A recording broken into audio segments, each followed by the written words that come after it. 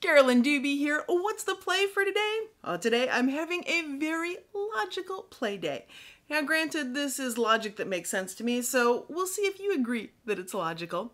But it all started when I got my hands on a new stencil. And this one is by Mary Beth Shaw. And of course it's logical. When I've got a new stencil, I want to play with it. And I'm going to do some gel printing with this. And along the way, I'll explain to you the logic that drove my decisions.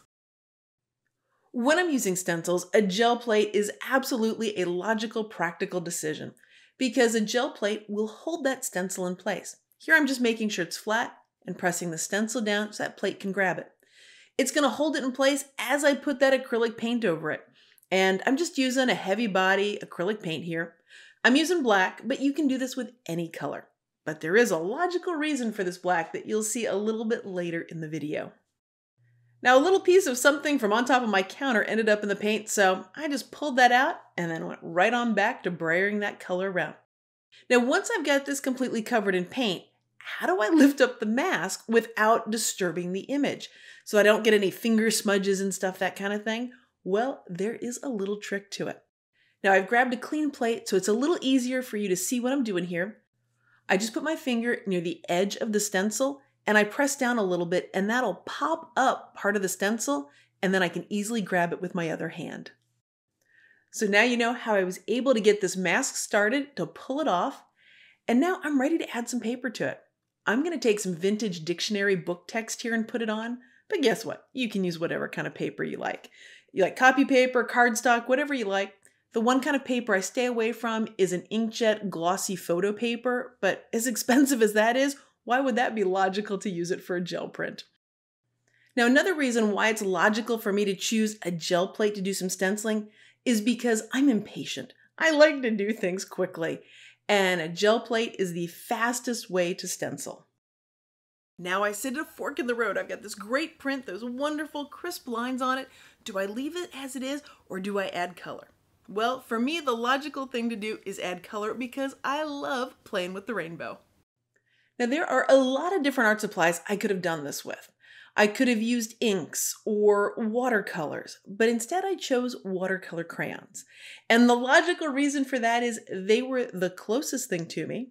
I think that's always the very best art supply to use. And the other thing is I don't have to worry about any kind of precision with these things. I am just scribbling in there. I am using a light hand as I do it, because when I add some water to this and turn it into watercolors, what I want is the color to just flow around. If I use a lot of pressure, if I use a very heavy hand when I'm doing the scribbling part, sometimes the color doesn't flow quite as nicely and you can still see those marks after it's dry. Now, what we're using here, these are art supplies. And guess what? There's no right or wrong way to do this, and you absolutely can do it in whatever way is most logical for you. For me today, this is what's logical. One of the things impacting what feels logical to me today is adult stress. That real world stuff, it's really getting under my skin today. So this is helping me put things back in perspective. So for that reason, I wanted an art supply that was very forgiving. Another reason why watercolor crayons were my go-to. Because I didn't have to stay within the lines. And here as I add water on top of it to turn those scribbles into watercolors, it's extremely forgiving. You'll see why in just a moment. Now, I did start with green as the first one to do because it was the lightest color here. I'm going to do my lightest color first because as I clean off the brush in the water is going to start to get a little bit murkier. But in the darker colors, it's not going to make any difference. But in the lighter colors, it might. So that's why I start with the lighter colors. Even though I'm more patient than what I used to be, I still consider myself impatient. And my mother was told the reason why that was because I was raised on Sesame Street, but I don't hold Big Bird and Elmo responsible for this. It's just kind of how I'm wired. Now you're about to see how watercolor crayons can be so flexible. The colors so far, I've been really happy with how they've spread around, how much has been there. But when I work on this purple one, I realize it's just a lot lighter than what I wanted.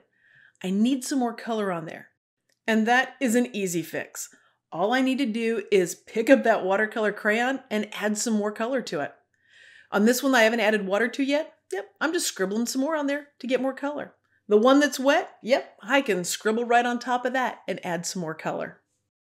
Now with this technique, you can use any color of paint when you're making the gel print, but I chose black for a very specific and very logical reason.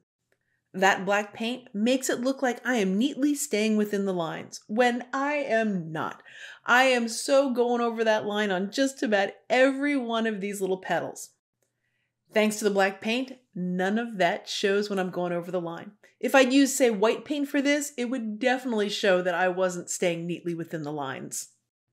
And this, by the way, is just one way you can use stencils on a gel plate. There are so many possibilities, and if you're looking for more ideas, I've got videos here on YouTube, and when you're ready to go deeper and really get the most out of your stencils and your gel plate, check out my online workshop, Stencilrific Layers. All the details are at acolorfuljourney.com. Now, because I wasn't being very careful about this, and I went outside the line in quite a few places, there are a couple where there's a lot of water on them. And so in those areas, I'm just going to use a Q-tip here, and I'm just going to mop up any of the excessive amounts of water. Now, because this was such an easy and quick thing to do, I was able to do more than one of them. And so I played around with different color combinations. Oh, and on the print on the left, on the orange petal, you can see how the crayon line is still there around the edge of it.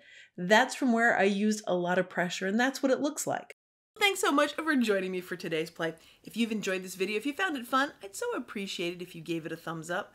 And of course, if you know of somebody that would enjoy this, share this with them so they can join in the fun too. Want to know more of what I'm up to? It's all over on my website at acolorfuljourney.com. Thanks so much for letting me be a part of your colorful journey.